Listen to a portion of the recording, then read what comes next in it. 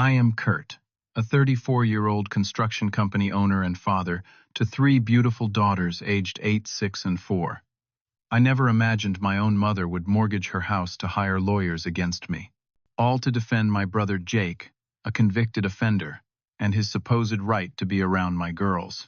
When she showed up at my door with legal papers demanding grandparent visitation that included Jake, I knew our family would never be the same. Before I tell you how my own mother betrayed my children's safety, drop a comment letting me know where you are watching from, and subscribe if you believe family should protect children, not predators.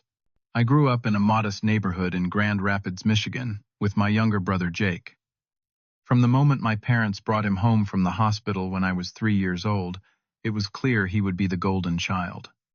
My earliest memories are filled with subtle reminders that Jake needed more attention, more grace, and more chances than I did. When Jake broke my science fair project the night before presentation day, my parents told me to understand that he was just curious. When I scored the winning goal in my soccer championship, but Jake threw a tantrum because he wanted to leave early, we left. My achievements were expected. His failures were excused. As we entered our teenage years, Jake's behavior took a troubling turn. I caught him peering through neighborhood windows several times, particularly when teenage girls lived there. When I told our parents, they accused me of trying to get Jake in trouble out of jealousy. When items went missing from girls' lockers at school, particularly personal items, Jake somehow always had extra spending money the following week. At 16, I discovered inappropriate images on our shared computer. When I confronted Jake, then 13, he smugly replied, "Mom and Dad will never believe you anyway." He was right. They insisted I must have been the one who accessed those sites and was blaming my innocent brother. The day I turned 18, I moved out to start a construction apprenticeship across the state. It was a minimum wage position with long hours, but it offered freedom from the suffocating family dynamic. I built my life, brick by brick, literally and figuratively. By 23, I had worked my way up to foreman. By 27, I had saved enough to start my own small contracting business, specializing in kitchen renovations. That same year, I met Melissa during a remodeling job at her parents' home. She was smart, kind, and ambitious, working as a pediatric nurse while pursuing her nurse practitioner license. We connected instantly, bonding over our shared values of hard work and integrity.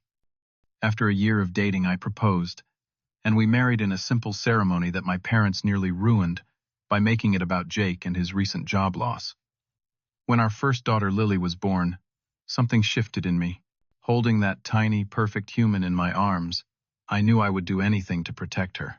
The fierce love I felt made me finally understand what had been wrong in my own childhood. My parents had failed their most fundamental duty to protect their children, particularly me. We maintained a cordial but distant relationship with my family during those early years. They would visit a few times a year, and we would make the obligatory holiday appearances. Jake continued his troubling trajectory, with minor legal issues that my parents always bailed him out of, literally and figuratively. He would lose jobs for misunderstandings with female coworkers. He would get thrown out of apartments for unfair complaints from neighbors. After Emma was born, our second daughter, I noticed Jake staring at Lily in ways that made my skin crawl. I began making excuses to limit visits. When Charlotte, our youngest, arrived 2 years later, we had reduced contact to phone calls and the occasional dinner at a restaurant, never at our home. Then came the call that confirmed my worst fears, but also validated my lifelong concerns. My father called voice, shaking, to tell me Jake had been arrested. The charges: possession of explicit content involving minors. The evidence was overwhelming, and Jake eventually took a plea deal, serving 18 months in prison, followed by 5 years of probation and permanent registration as an offender. I immediately made my position clear: Jake would never under any circumstances be allowed near my daughters again. My parents were initially shocked and heartbroken, but I noticed a disturbing shift in their attitude as weeks passed. They began suggesting Jake had been set up by an old girlfriend. They wondered if he truly understood what he had downloaded. They speculated that perhaps he had a sickness that needed treatment rather than punishment. I stood firm. Your confusion about this situation is exactly why I cannot trust you to be alone with my daughters anymore, I told them during a particularly heated phone call. If you cannot recognize the danger Jake poses, then you cannot be trusted to protect them. This was the first time I had ever truly stood up to my parents, and it felt both terrifying and liberating. Little did I know this boundary was just the opening battle in a war that would cost all of us dearly. 2 years after Jake's conviction, and a year following his release, my parents invited us over for Sunday dinner. They had been on their best behavior for months, never mentioning Jake, and showing appropriate interest in their granddaughters.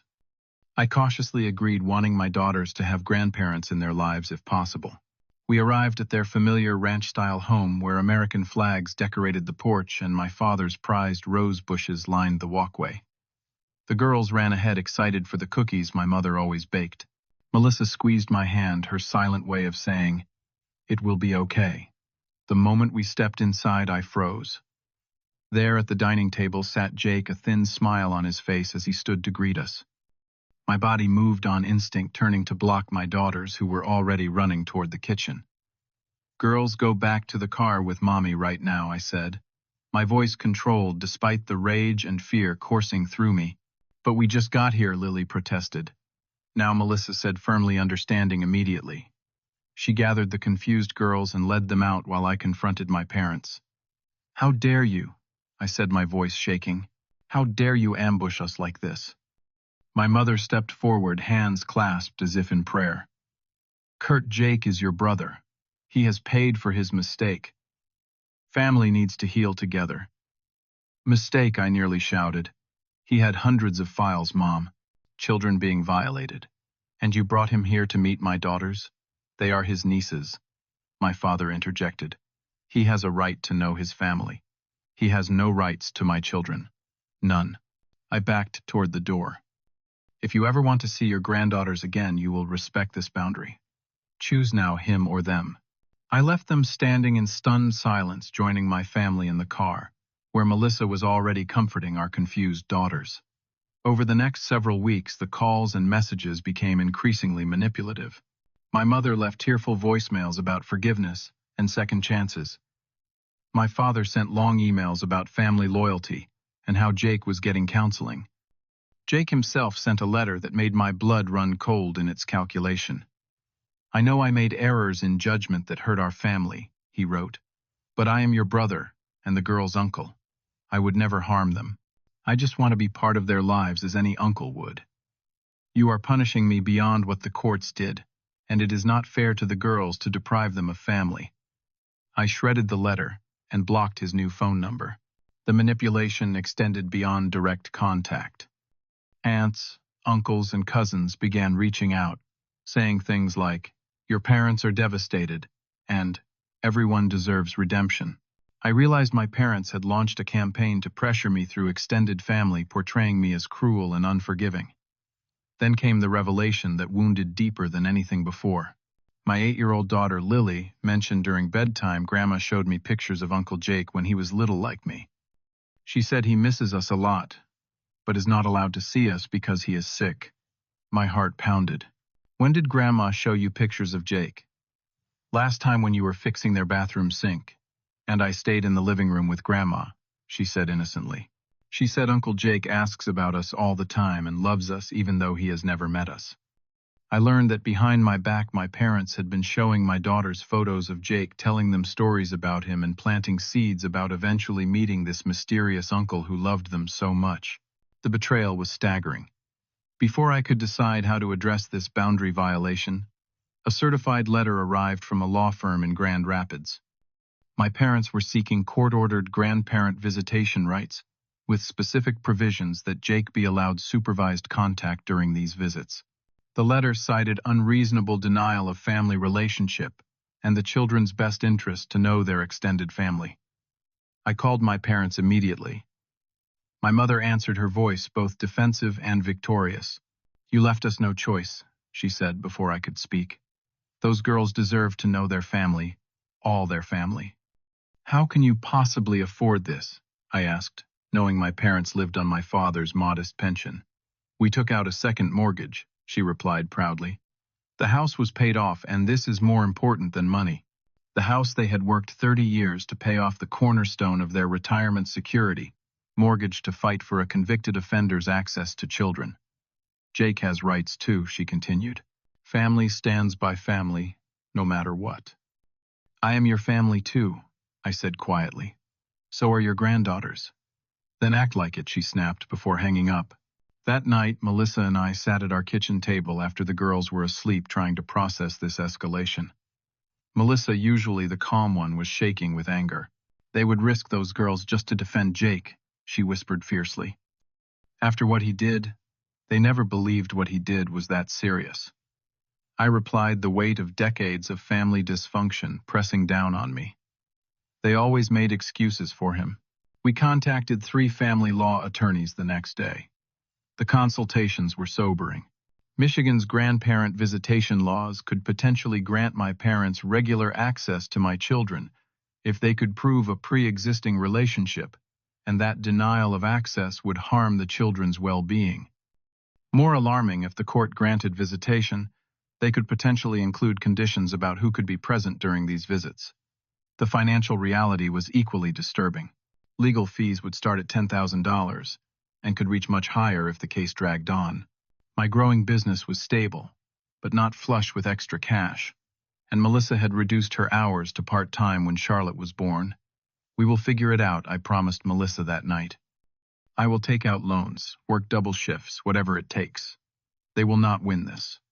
The battle lines were drawn with my innocent daughters caught in the middle. The legal process consumed our lives like a slow-burning fire.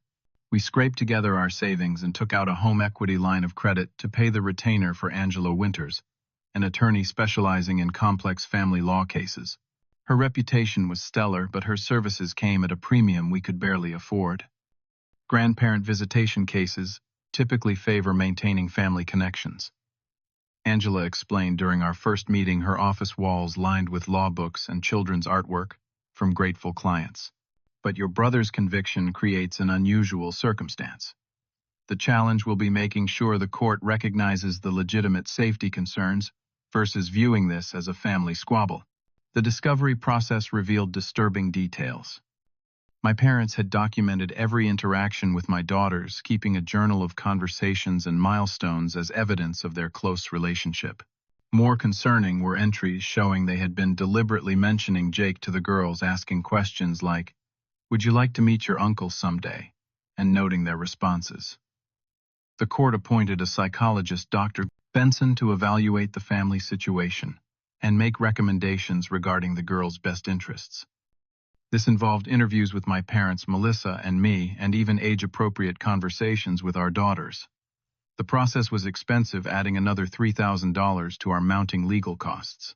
Meanwhile, I took on additional renovation jobs, working weekends and evenings to keep money flowing in. Melissa picked up extra nursing shifts. We sold our boat, canceled our family vacation plans, and scrutinized every expense. The girls noticed the changes, asking why Daddy was always working and why we could not go to Disney World as promised. Sometimes adults have important things to take care of, I explained gently, but this will not be forever. The first court appearance was surreal.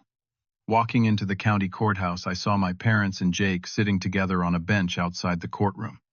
Jake had the audacity to smile and nod at me, as if we were meeting at a family reunion rather than a legal battle over his access to children. Inside the courtroom, my mother took the stand first, painting a picture of a loving grandmother, cruelly cut off from her granddaughters. Her voice broke as she described missing birthdays and holidays. "All we want is to maintain our relationship with our granddaughters," she said tearfully. "And yes, we believe they should know their Uncle Jake too, in appropriate supervised settings. He has paid his debt to society and deserves a chance to be part of his family." When asked about Jake's conviction, she minimized it completely. He made a terrible mistake looking at those pictures, but he would never harm a child, especially not his own nieces. Kurt has always been jealous of his brother and is using this situation to punish all of us. The judge, an older man with grandchildren of his own according to the family photos on his desk, seemed receptive to my mother's emotional testimony. He asked several questions about their previous relationship with the girls, nodding sympathetically at the answers. My stomach knotted as I watched. Was it possible the court would actually force us to expose our daughters to a convicted offender? The fear kept me awake night after night. As the case progressed, strange things began happening. Anonymous texts appeared on my phone. Those girls would be better off with grandparents who actually care about family. Our mailbox was vandalized twice. While nothing could be proven, the timing was suspicious. Then came the discovery that shifted everything. Melissa, who had been monitoring Jake's online presence, despite his probation restrictions against internet use, found disturbing posts on an obscure forum. Using a barely disguised username, Jake had been discussing his soon-to-be reunited family, and specifically mentioned little princesses who do not even know how special they are yet. Though not explicitly sexual, the possessive tone and context were alarming. We immediately forwarded this information to Angela, who brought in a digital forensics expert. The expert uncovered that Jake had been using public library computers to access social media accounts where he had searched for and saved publicly available photos of school events in our daughter's district. He had violated his probation repeatedly and was showing a clear fixation on accessing children, including potentially our daughters. Armed with this evidence, Angela filed an emergency motion with the court and notified Jake's probation officer. We confronted my parents with printed copies of Jake's online activities during a court-ordered mediation session. This is normal curiosity about his family. My mother insisted, pushing the papers away without reading them fully. You are twisting everything to make Jake look bad. He is not allowed on social media at all, I said, my voice rising despite my efforts to stay calm. He is violating his probation. He is searching for information about children in our area, including potentially his nieces. He just wants to feel connected to his family, my father argued. You have given him no other option. I realized then the depth of their denial. They would justify anything Jake did, no matter the evidence, no matter the risk. There was no reasoning with this level of blindness. After a particularly grueling court session where my mother testified that I was mentally unstable and irrationally fearful, I broke down in my truck in the courthouse parking lot. Sobs racked my body as I gripped the steering wheel, overwhelmed by the betrayal, fear, and financial strain. Through the tears, a clarity emerged. I had been fighting defensively, trying to reason with people who had abandoned reason long ago. It was time to take a more aggressive approach. I called Angela from the parking lot. I want to go after Jake's probation violation directly, I said, and I want to request a restraining order against my parents based on their stated intention to expose my children to a sex offender. No more middle ground. That will escalate things significantly, she warned. They mortgaged their house to fight me, I replied. They are already all in. So am I. The courtroom fell silent as the surveillance footage played on the monitor. There was Jake, clearly identifiable despite the baseball cap pulled low, using the public library computer to access social media accounts and search for information about local schools, including my daughter's elementary school. His probation officer testified that this constituted multiple serious violations of his release conditions.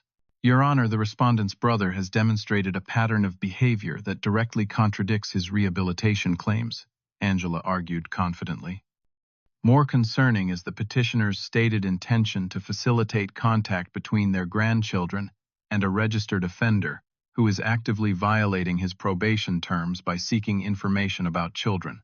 The judge's expression had transformed since our first appearance. The sympathetic nods toward my mother were replaced with a furrowed brow and tight lips. When the bailiff approached Jake with handcuffs following the judge's order to take him into custody for the probation violations, my mother let out a wail that echoed through the courtroom. "This is your fault," she screamed at me, as Jake was led away. "You are destroying this family." My father sat motionless, his face ashen, as the judge called a 15-minute recess before ruling on the grandparent visitation petition. When court resumed, the judge's decision was unequivocal. "This court finds that the petitioner's judgment regarding child safety is severely compromised," he stated formally.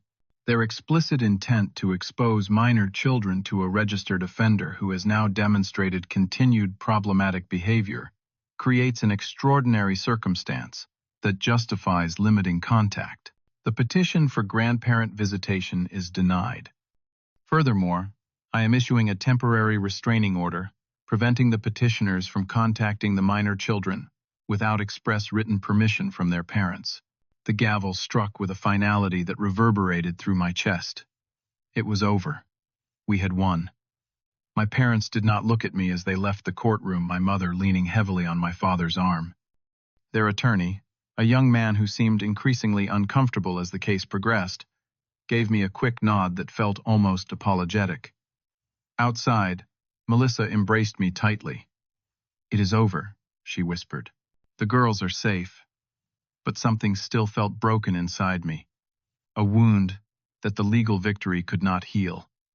My own parents had chosen to defend a predator over protecting their granddaughters. That betrayal would never fully heal. In the months that followed, we sold our house and moved 40 miles away to a different county. The girls started at new schools where nobody knew our family drama. We told them a simplified version of events, that Grandma and Grandpa had made some bad choices that meant we could not see them for a while, but that they were still loved. My mother refused all contact with us. My father called once about 6 months after the court case. "I am sorry it came to this," he said, his voice sounding older than I remembered. "Your mother is having a hard time. The bank is foreclosing on the house." "I am sorry to hear that," I replied genuinely. "Despite everything, I took no pleasure in their financial hardship. Jake is back in treatment," he continued. "The doctors say he has impulse control problems. It is not his fault, not really." And there it was again, the excuses, the deflection of responsibility. Nothing had changed.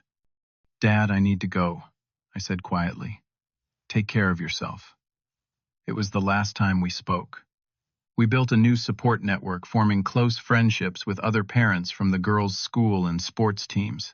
These friends became our chosen family, celebrating birthdays and holidays with us, providing the community our children needed. I joined a support group for family members of offenders, finding solace in sharing experiences with others who understood the complex emotions involved. 2 years after the court case, a letter arrived from my father. He acknowledged they had made mistakes in handling the situation, but still insisted Jake deserved a chance to know his nieces once he completes his treatment. They had moved to a small apartment and were starting over. The letter concluded with a request to reestablish contact. After careful consideration and discussion with Melissa and our family therapist, I sent a final response explaining that our boundary was permanent, not temporary. I wished them peace, but made it clear our daughters would never have contact with Jake, and any relationship with my parents would depend on their full acceptance of this reality. They never replied. My construction business eventually recovered and grew. Melissa completed her nurse practitioner certification. The girls thrived in their new environment, their natural resilience helping them adjust. We focused on building a home filled with love, respect, and security, the kind of home I had always wanted as a child. The painful experience taught me what true family really means. Family is not about blood connections or obligation. Real family protects its vulnerable members at all costs. Real family respects boundaries. Real family chooses safety over comfort and truth over denial. Standing firm against the immense pressure from my parents required a courage I did not know I possessed. The financial strain nearly broke us. The emotional toll left scars that may never fully fade. But I would make the same choice again without hesitation, because my daughters deserved nothing less than absolute protection, even when that protection had to come at the expense of other relationships. Have you ever had to make an impossible choice between family loyalty and protecting someone vulnerable? Share your experience in the comments below. If this story helped you feel less alone in your family struggles, please hit that subscribe button and like this video so others facing similar challenges can find it. Consider sharing with someone who might need strength in setting their own boundaries. And remember, sometimes the family we choose is stronger than the family we are born into. Thank you for listening to my story, and may you find the courage to protect those who depend on you no matter how difficult the cost.